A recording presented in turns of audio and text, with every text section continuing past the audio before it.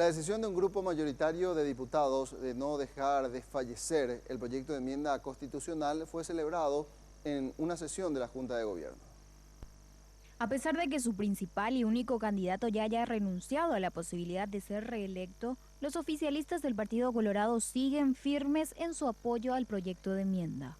Mirta Gusinqui fue una de las senadoras del grupo impulsor del proyecto que aseguró que sigue firme a pesar de los escraches de los que fue víctima.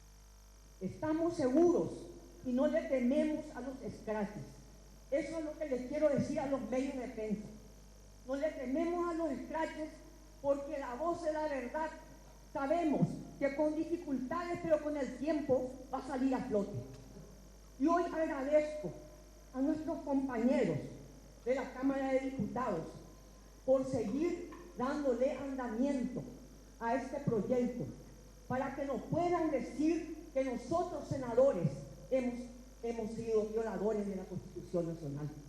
Sin embargo, quien se mostró más realista fue el titular de la Cámara de Diputados, Hugo Velázquez, al decir que el proyecto ya perdió fuerza tras la renuncia de Cartes.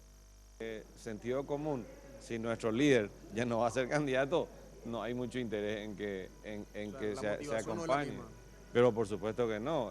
Nosotros hoy ya no está en carrera el presidente de la República, Horacio Cartes, y el que está en carrera es Fernando Lugo, porque hoy nada le interesa a la bancada colorada de que Fernando Lugo pueda ser reelecto.